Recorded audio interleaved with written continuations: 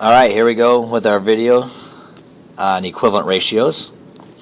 So make sure you take out your sheet of paper that's equivalent ratios. You should already have it made.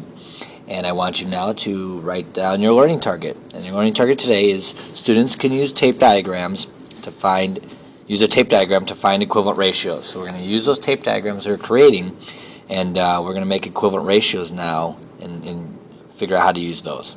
Okay?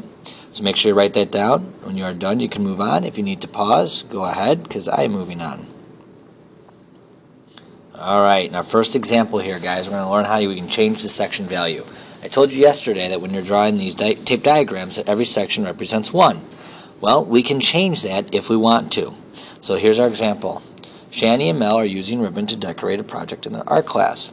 The ratio of the length of Shannon's ribbon to the length of Shani's ribbon to the length of Mel's ribbon is 7:3. So draw a tape diagram to represent this ratio. So that's our first question we have right there. So you're just going to do what we did yesterday. Okay? So we have Shani and Mel, and then I'm going to make 7:3. 1, 2, 3, 4, 5, 6, 7, and then make 3 for Mel. 1, 2, 3. Okay, that's all you had to do. And you labeled them, okay? So now we'll look at problem B. What if each section represented 2 meters? What are the lengths of the 2 ribbons? So I'm going to use their 7:3 ratio, so Shani and Mel, and I'm going to recreate this. Okay, 5, 6, 7, and then 3. But instead of each section being worth 1, so when I count them at 7, I'm going to make each section worth 2 or 2 meters. Okay, so I'm just going to put the 2 in each section. Okay, now I'm going to add up how many I have. But instead of counting by 1s, I count by 2s. 2, 4, 6, 8, 10, 12, 14, 2, 4, 6. Well, that's what the lengths of them are. So now, what are the lengths of 2 ribbons? 14 meters and 6 meters. Okay, so you can change the section value to find an equivalent ratio. So 14 to 6 is equivalent to our original 7 to 3 that we had. By making each section 2, they all have to represent the same amount, I can do that. Okay, let's try that again with a different number. Let's say we go, alright, what if each section represents 3 inches? What are the lengths of the 2 ribbons? So again, I got Shani and I got Mel. I'm going to draw my sections. 1, 2, 3, 4, 5, 6, 7. 1, 2, 3. Alright, and then I make each of them worth 3 inches. So I put a 3 in each section so I know what the value of each section is worth. And then I count them. 3, 6, 9, 12, 15, 18, 21, 3, 6, 9. So now, what are the lengths of the 2 ribbons? Well, 21 inches and 9 inches. And that's my answer. Now notice between my problems of B and C, in B I had labels of meters. In C I had labels of inches. The nice thing about a ratio is ratios don't matter what the label is. If the ratio, as long as the labels change appropriately. So if you change them both to meters, then that's fine. If you change them both to inches, that's fine. You can't just change one, that would change it. But as long as they stay consistent, then you can change the labels and it doesn't matter. The ratio is a ratio no matter what that unit is. Okay? If you need to pause, go ahead. Otherwise, I'll be moving on to the next example. Alright, in our next example, we're going to use this to find the missing measurement. Now, you are going to be allowed to use calculator, so make sure you have your calculator in class tomorrow to help you with these problems. Okay? Mason and Laney run laps to train for the long-distance running team. The ratio of the number of laps that Mason ran to the number of laps Laney ran was 2 to 3. So we're going to have Mason and Laney. So I'm going to have them. Okay? And that's going to be 2 for Mason and 3 for Laney. Okay? Now, I'm going to use that to help me answer my problem. If Mason ran 4 miles, how far did Laney run? Now here's the thing. I don't know what goes in each section, but I do know that Mason ran 4 miles. So I know that these two boxes must equal 4. So what I have to then figure out what each box represents. I know this one's pretty easy, and a lot of you can look at it and go, okay, I know what it equals. But how would you find that answer? Well, the first thing you're going to do is you're going to divide the information that you know.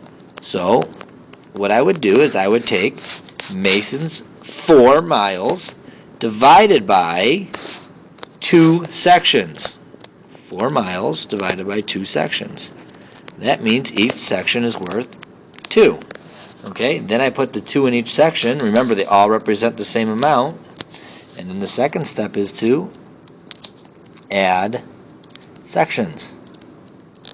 Okay, so I can do 2, 4, 6. So then I know that this answer is, this question mark equals 6. What's my label? Miles. So I got to look at the problem to figure out my label is.